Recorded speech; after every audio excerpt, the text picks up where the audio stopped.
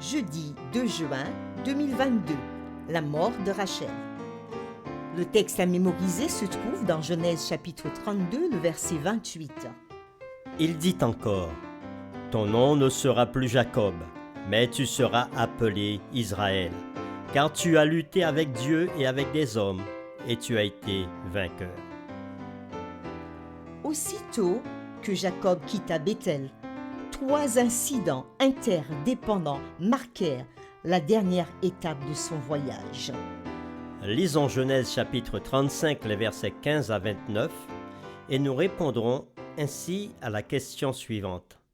Quel autre malheur Jacob a-t-il rencontré au sein de sa famille dysfonctionnelle? Genèse 35, le verset 15 à 29.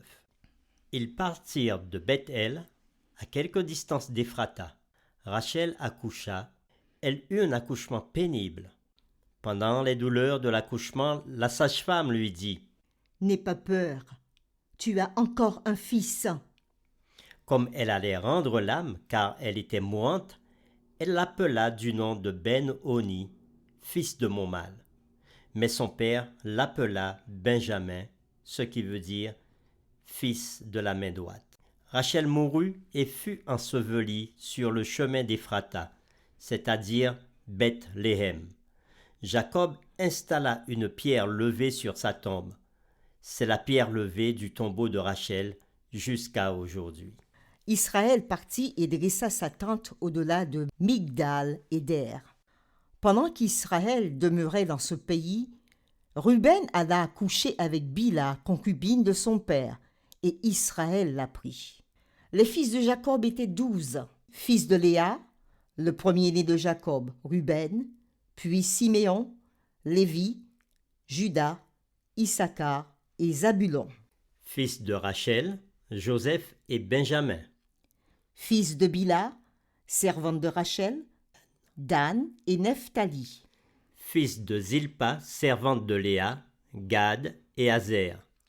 Ce sont là les fils de Jacob, ceux qui naquirent de lui à Padam Aram.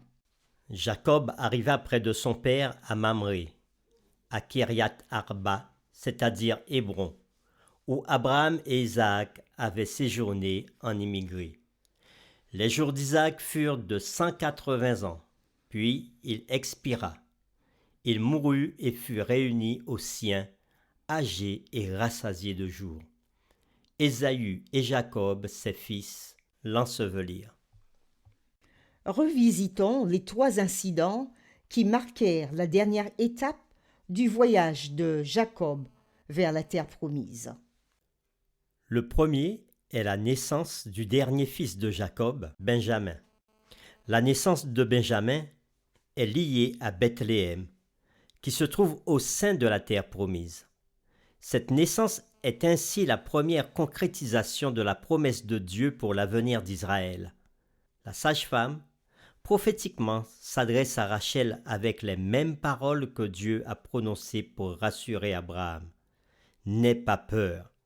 Chose significative, Jacob change le nom que Rachel, mourante, avait donné à son fils pour signifier sa souffrance, Ben-Oni, qui signifie « fils de ma douleur », en Benjamin, qui signifie « fils de ma droite », peut-être pour indiquer la direction du sud et exprimer son espérance en la terre promise et en tout ce que Dieu avait promis de faire pour son peuple après leur installation sur place. Le deuxième incident marquant, c'est la mort de Rachel. Rachel était la femme qu'aimait Jacob, et elle vécut avec sa sœur Léa des rivalités de femmes pour le même homme. Elle arriva même à dire à son mari « Donne-moi des enfants ou je meurs !» Réponse que lui donna Jacob « Suis-je à la place de Dieu qui t'empêche d'être féconde ?»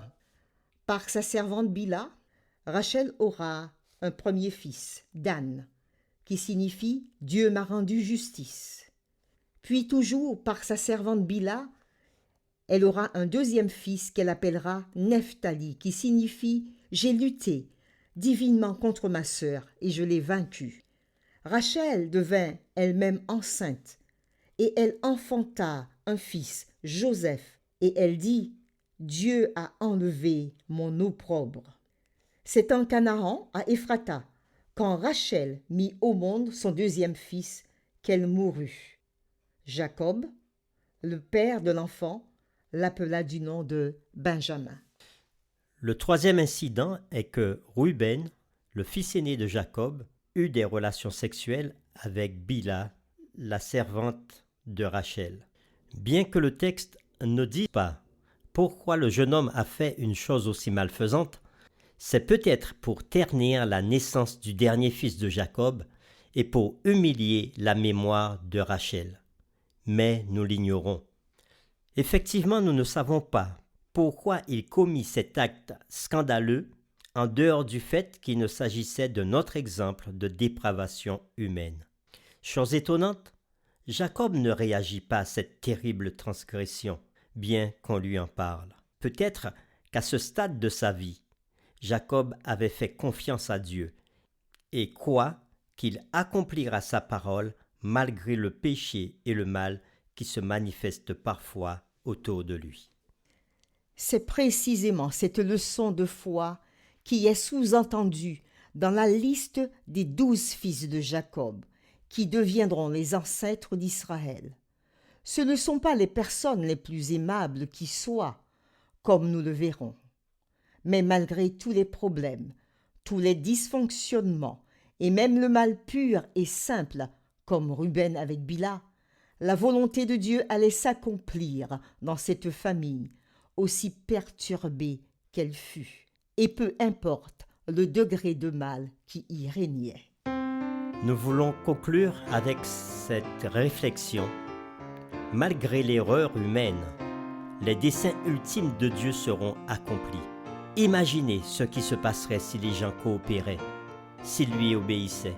Combien plus facile, c'est-à-dire avec moins de souffrance humaine, de stress et de retard, la volonté de Dieu pourrait-elle alors être accomplie.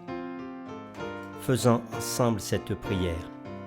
Seigneur, souvent dans nos propos, nous disons que ta volonté se fasse, mais nous nous rendons compte qu'à travers nos vies et nos actions, qui sont parfois contraires à ta parole, actions envers nos familles, envers notre entourage, nous retardons tes plans merveilleux pour eux et pour nous.